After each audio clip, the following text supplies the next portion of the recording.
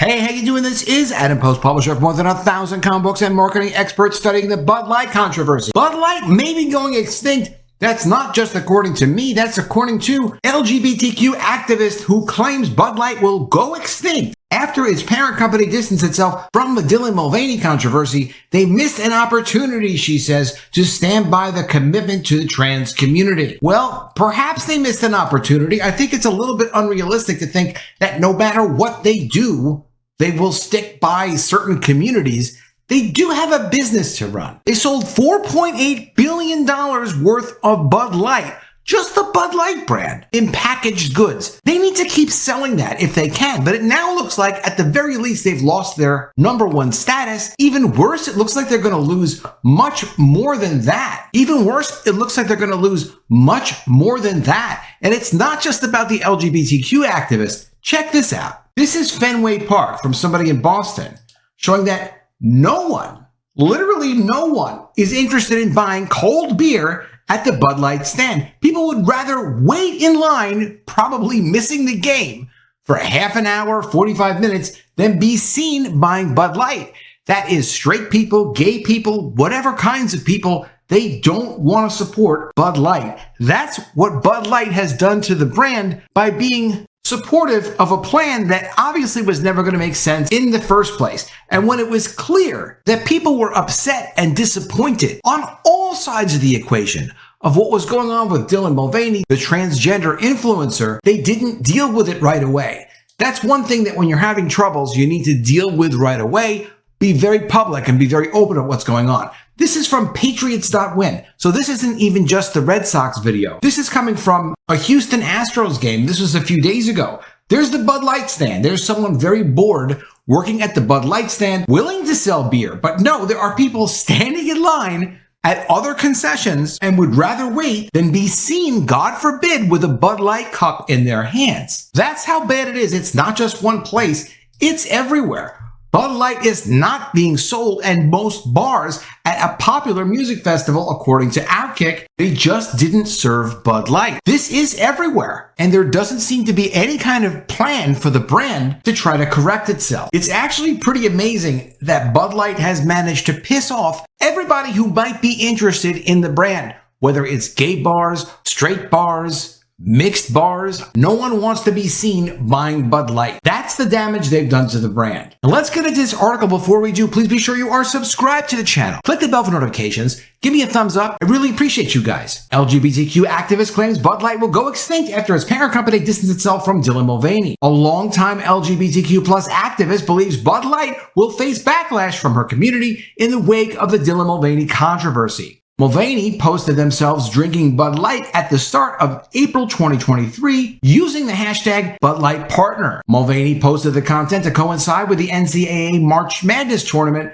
before joking they didn't understand what sport they were promoting. The disastrous marketing bid has seen sales for the Anheuser flagship beer plummet by 26%, despite Anheuser-Busch's reporting the first quarter earnings of $1.65 billion, and with conservatives everywhere professing to boycott the company. You can see this is no profession to boycott the company. I'm sure there are some people in stores that still pick up a Bud Light. Not everybody's on social media. My brother, a nephrologist, great kidney doctor, isn't even on Facebook. Nothing to do with social media. Does he drink Bud Light? I don't know. I am afraid to ask him. Sure, there are some people that are probably still buying it, but really very few. Stacey Lenz, the co-owner of the famous Stonewall Inn, where many suggest the modern LGBTQ plus movement began, expressed sympathy for Mulvaney in an interview and believes people like her may begin giving up their Bud Lights. Quote, as far as marketing, I hope and think they realize that as a brand, they will be extinct in a few years if they are not fully on the side of equality, as that is what the Gen Z consumer expects and demands, Lenz said. When they say equality,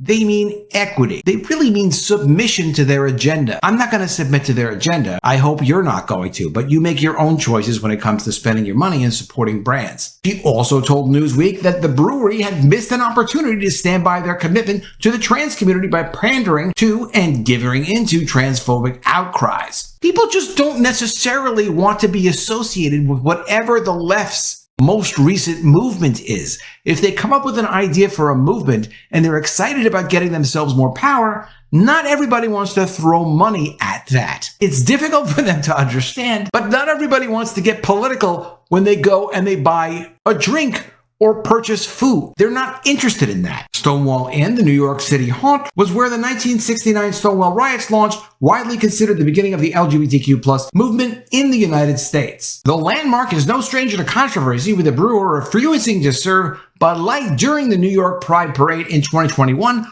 over Anheuser-Busch's donations to the anti-LGBTQ+ politicians. Lenz also said this whole thing was not handled well, and she was caught in the middle of a horrible firestorm, showing concern over Mulvaney in the wake of the backlash. Mulvaney was paid for all of this, and this comes with promoting something. I mean, let me know what you think in the comments below. If you're going to get paid to promote something, you are taking on a little bit of a risk. Particularly, you know what your brand is. This is Mulvaney's brand. Mulvaney had to have known this was a little bit controversial. So going ahead and sending this out on social media to 10 million people with your face on the picture of the can without saying this is a one-of-a-kind can. That's something Mulvaney could have done and may have helped with a lot of the backlash, but not something Mulvaney actually decided to do. It was almost as if Mulvaney tried to make this bigger than it actually was, but now it's bigger than it could have potentially even been. It comes as the company is seemingly facing outrage and potential boycott from all sides of the political spectrum, though largely centered around conservatives. Anheuser-Busch reported first quarter earnings of $1.65 billion,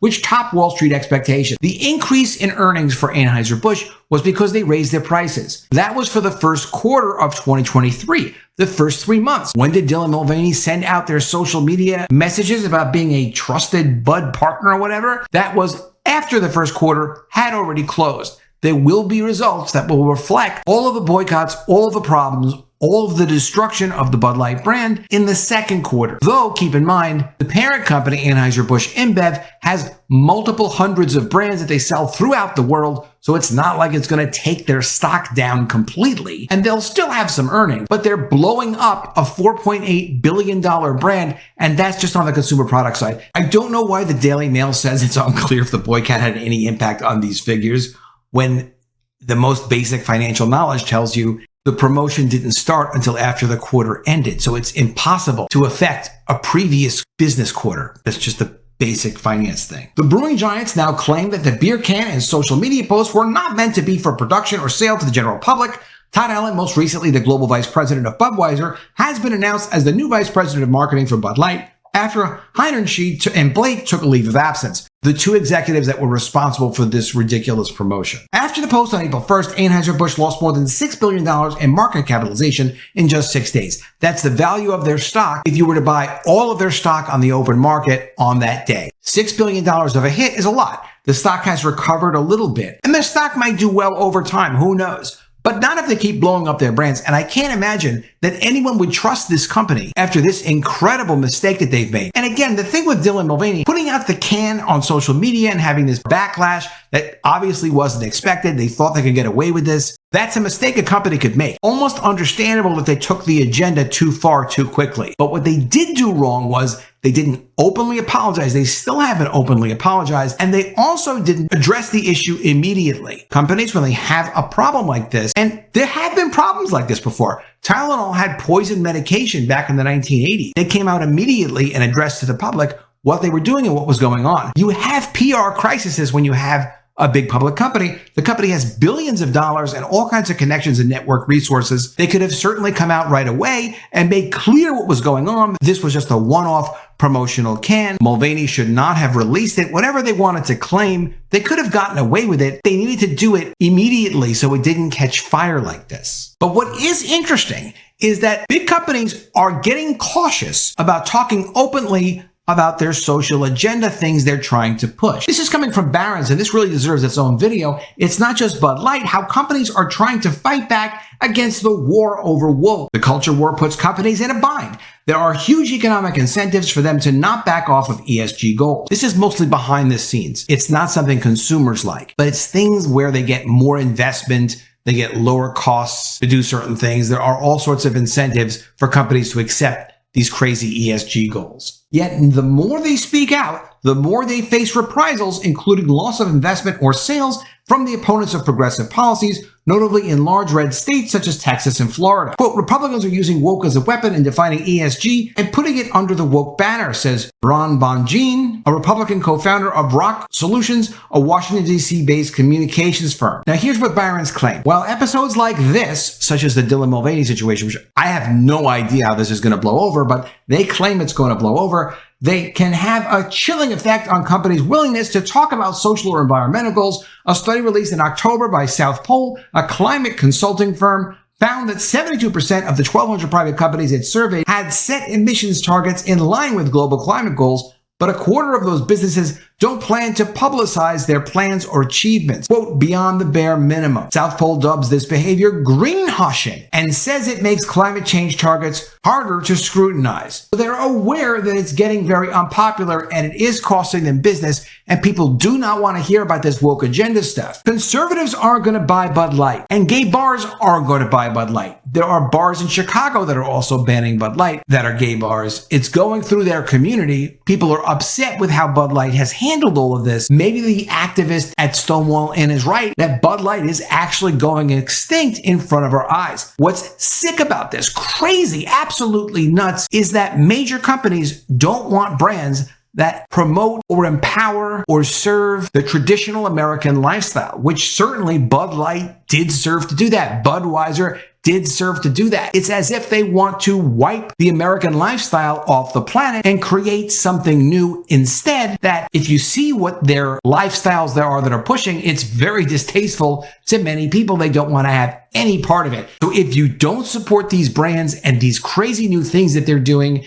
and you want traditional things, stick with the companies that support you, obviously, and continue to stay away from these companies that do this crazy stuff. I'd like to know what you have to say about it. I think they're in some severe trouble. They're certainly going to lose at least their number one spot in the market. Do you think this organic boycott, there's no organizing of it. People just don't want to be associated with the Bud Light brand. Do you think that's going to continue for several months, if not years, if not forever? Would really like to know what you have to say. I'm going to keep following this story until we get to a conclusion. I think it's going to be really, really compelling because this is the first major consumer brand to completely collapse for being too woke. Let me know what you think. Really appreciate your comments. Please be sure you are subscribed to the channel. Click the bell for notifications. Give me a thumbs up, and I'll see you again soon with another video. And if I don't see you, I will miss you.